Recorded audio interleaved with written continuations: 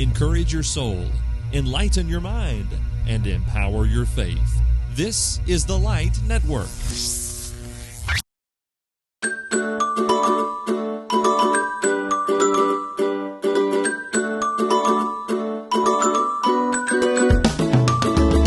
Hello and welcome to Wifey Wednesdays, a podcast for women who are seeking to be the best wives they can be. I'm your host, Emily Hatfield, and this is the show where the plan is always to do things God's way. Now, today is a little different if you are watching the video, and I always say that, right? Like, if you're watching the video, something weird's happening. Well, you're not wrong today. We are live at Polishing the Pulpit in Sevierville, Tennessee. So the background is a little different, and there may be a little bit of background noise because we are, at a place with 5,000 people. So, anyway, today I am on location at Polishing the Pulpit recording this episode. So this season of Wifey Wednesdays, we are doing our best to look at the big picture of the Old Testament story and apply its truths to our lives. So far, we've looked at Adam and Eve and self-glorification, keeping covenants, and being without partiality. This week, we're going to be looking at why easy doesn't always mean best. For this episode, we're going back to Jacob, but this week we're focusing on his marriages. Now, obviously, we talked a lot about favoritism last week and the fact that Jacob should have learned his lesson, but alas. From a different perspective this week, I want us to look into the dynamics between Jacob and Leah and Jacob and Rachel, except in reverse order. Because here's the thing. Jacob sees Rachel, and it's love at first sight. Genesis 29:18 says, Jacob loved Rachel, and he said, I will serve you 7 years for your younger daughter, Rachel. He meets Rachel first. He admires Rachel and is attracted to Rachel easily and desires to enter into this marriage with her. Now, we know the story. Laban tricks Jacob, and while I don't understand all of the specifics of how a thing like this happened, the Bible famously says, and in the morning, behold, it was Leah. So now we have Jacob married to the less attractive, less desired, if even desired at all, sister, Leah. And she gets one whole week of being the sole wife of Jacob before he actually gets what he wants. And that's Rachel. But look at where things go from here. Rachel is exceedingly insecure, nagging, and idolatrous? She gets mad because Leah is having children, and she cries out to Jacob, give me children or I shall die. Like he has control over her womb. But in order to manipulate things, she introduces another woman into the mix, like we need more complexity. And did we learn nothing from Hagar?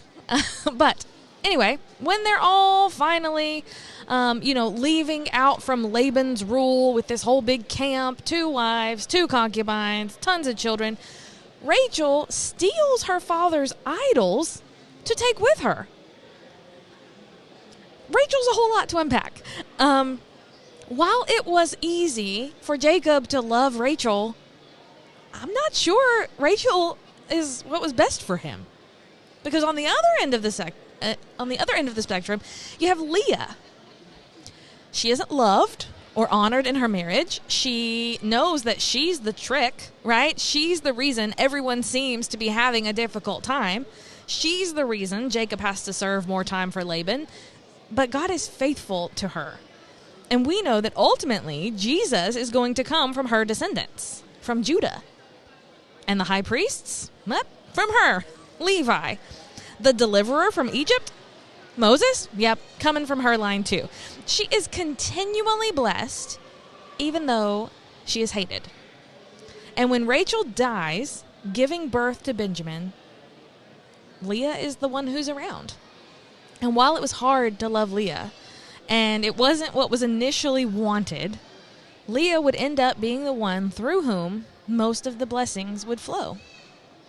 So, what can we take from all of this? Well, I think in the first place, we have to admit that childhood trauma and family dysfunction can easily enter into a marriage. This is why premarital counseling is such a blessing if you're able to have it, because merging 2 families into one creates growing pains. And you know what? You might not even realize that the way you grew up wasn't healthy until you're exposed to something else. Favoritism was basically all that Jacob had ever known, and it crept into his marriage, and the rest of his life was plagued with sorrow. So be honest about your childhood and your traumas that you may bring into a situation, and then work through prayer and Bible study to rid your life of the harmful things and overcome through Christ. We are not relegated to always repeating the past. But in the second place, and we've really already touched on this, but realize that the things in your life that are easy might not always be the things that are best for you. And the things that take work might actually be the things that end up giving you the long-term blessings. Let's take exercise, for example. What's easy is not exercising, right? It's difficult to even motivate myself to do that. And when I'm in the middle of it, it's difficult. Cycling uphill, difficult. But the benefits, strength, cardiovascular health, those are things that I want. Those are things that I need, even though it wasn't easy to get there. Talk about healthy eating habits. Well, that takes planning, more trips to the grocery store.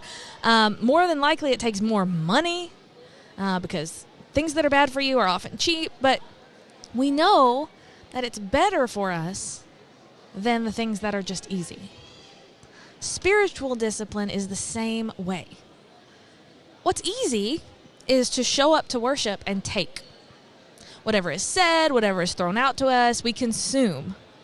What's more difficult is to go to worship and offer, to come ready to listen intently, offering our hearts and our mental energy, having prepared ahead of time to teach or to have rid my life of bitterness and anger against someone else.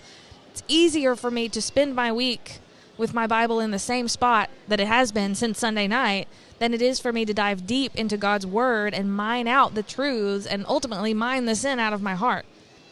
But what's easy isn't better for me in the long run. There are a lot of Rachels in my life. Things that I'm drawn to immediately and things that are easy to do. There are also a lot of Leahs. Things that take work and dedication, things that I'm less enthusiastic about, but that will ultimately bless me the most if I will take the time to invest there. This week, what easy things can you bypass while looking for things that will be of more benefit? Can we bypass the quick-tempered response and invest in a gentle word that turns away wrath? Can we bypass the I'm just tired and done with the world and instead invest in intentional intimacy with our spouse? Can we bypass sin, which is always oh so easy, and invest in self-control, which is much more difficult? What's easy isn't always best. Jesus told us that the narrow road we're supposed to travel is difficult and that the broad way is easy. No, easy isn't best, but the difficult is worth it. Thanks for joining me this week, and I hope that you'll be back with me next time as we continue our way through the account of the Old Testament, seeking to mine out truths to hide deep in our hearts so that we might not sin against God. Thank you again for listening, and until next time, remember, love God, love your husband.